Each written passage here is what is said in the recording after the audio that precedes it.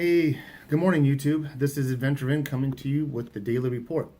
So today I'm starting day 13. It's Friday, August 24th. Yesterday I left Cuba, Missouri, and came into Springfield, Missouri. Stayed at the Rail Haven. Here we go. The Rail Haven Motor Court in Springfield.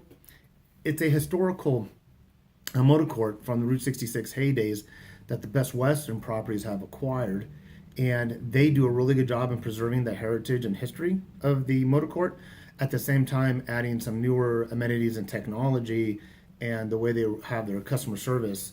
So it's a really good blend of now meets then type of thing, and very comfortable room, very good location. Once again, it's a motor court, so my motorcycle's parked right outside my door. I'll show you around the room in a little bit. The room's a little bit messy because I got caught in another rainstorm yesterday. I think I would learn my lesson. So I had some stuff drying out. But that's where I stayed. Really nice, highly recommended. Great customer service, very comfortable room, and a good location of the museums I want to see today. So today's drive is going to be from Springfield, Missouri to Baxter Springs, Kansas. And it's about an hour and a half to 2 hour drive on the motorcycle, maybe a little bit more because we'll be on Route 66. Yesterday, after I left the wagon wheel, I went through Cuba, Missouri, and they call it Mural City. And I used my helmet cam to shoot some murals, very interesting, portraying life in the area from like the 30s to the 60s. Then I finally found John's modern cabins, which are ruins, which there's a previous video on. Before I found the cabins, I went down the wrong road, which was a road to a path to a trail, just about only wide enough for the motorcycle. Figured I was in the wrong spot. Right when I was about ready to turn around, I come around this one bend of the trail, and a deer jumps out. At first, when I saw it, it felt like it was right in front of me. But reviewing the footage, it's about 3 car lengths in front of me.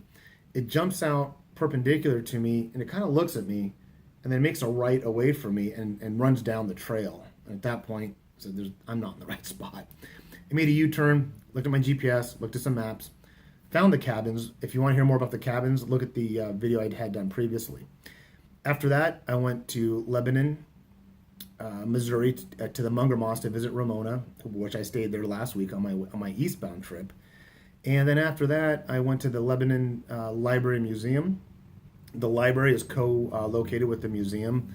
The museum is almost like a research area of the library for local history and, I don't really want to say artifacts, but local history and items of what was once here in Lebanon. I kept pronouncing it Lebanon, and I ran into a family there. I ran into Cheryl, Mary, Heidi, Lydia, and Eden.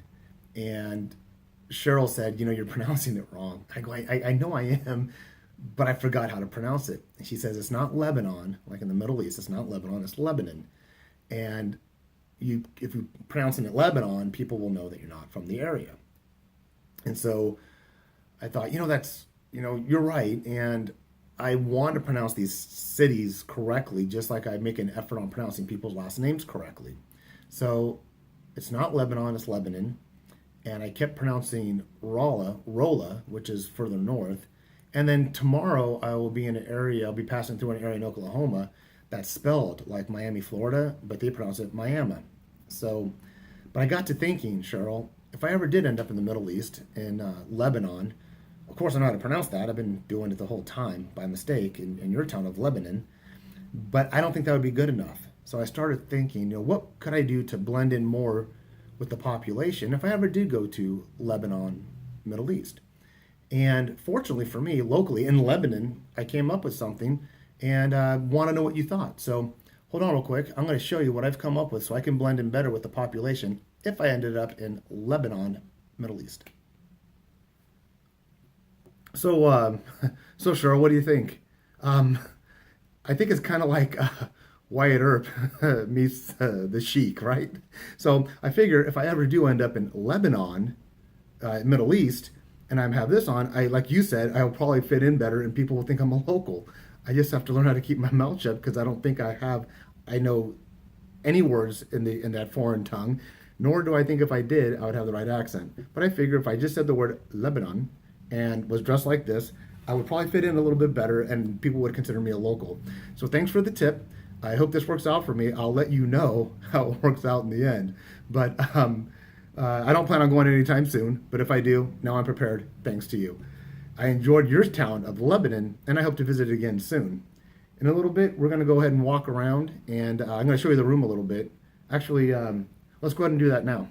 So I had two beds, really nice furniture, TV. You know, the funny thing is I haven't really watched TV a lot on this whole trip, or at all.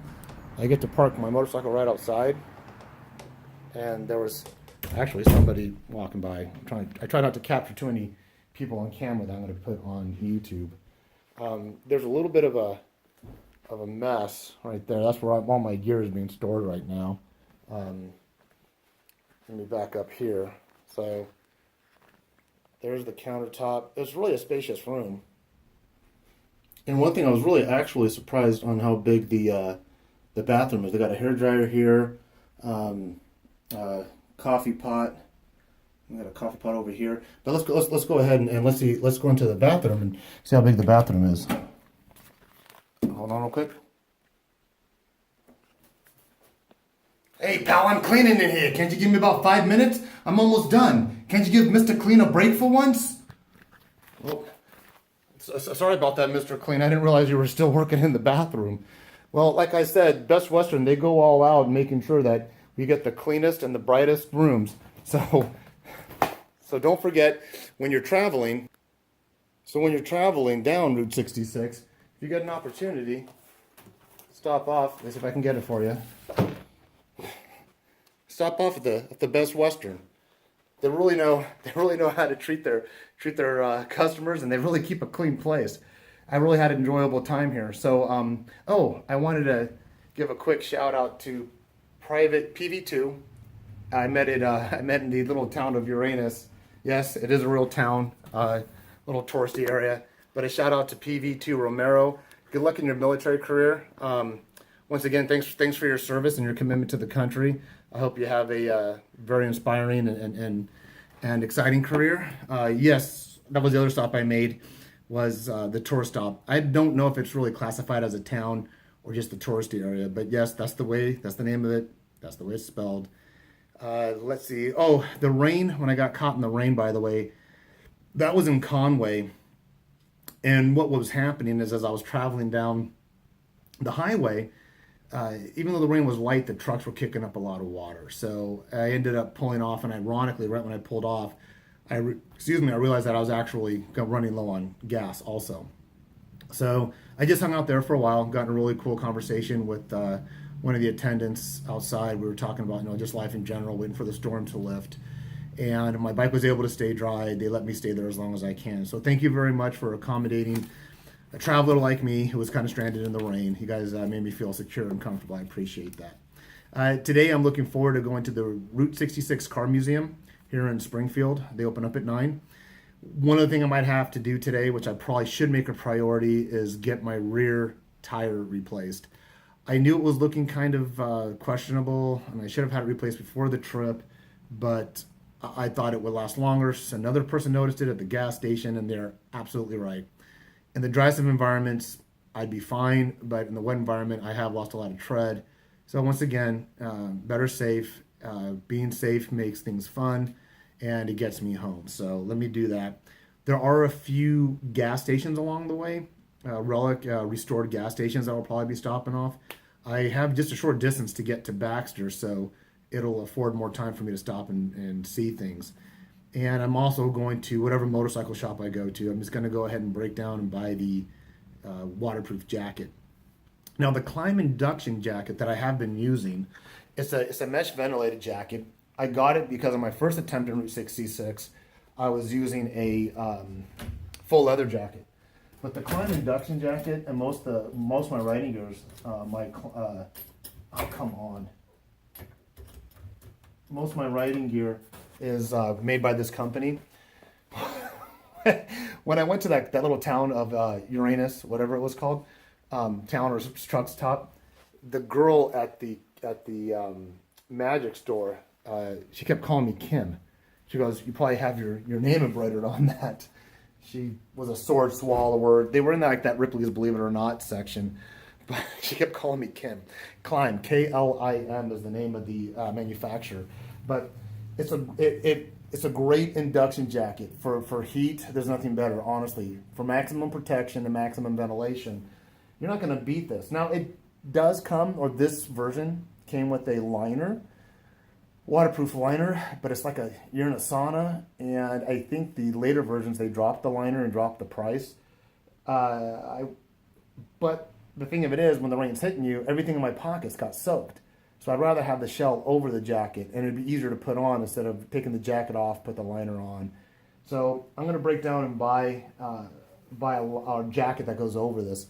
But for the hot weather, I really don't think for the hot weather and the level of protection that this one, the Klim induction jacket provides, you can't beat it. But if I've gotten caught in the rain 3 times already, and I'm still like 6 states away from home, it probably would behoove me to go ahead and get a rain jacket. So I guess when I get done at the motorcycle shop, they open up in about 40 minutes. When I get done there, I'll give you guys a recap on the tire and the jacket I got. But other than that, the trip's going good. Now that my days are shorter for travel time, I feel more rested.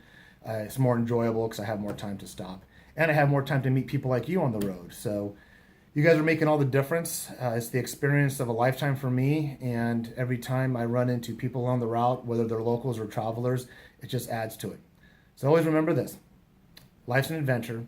Make your journey a good one. Like, subscribe. Get out there and ride if that's your passion. And if it's not, then whatever it is, there's no better time to pursue your passions than today. Have a great day.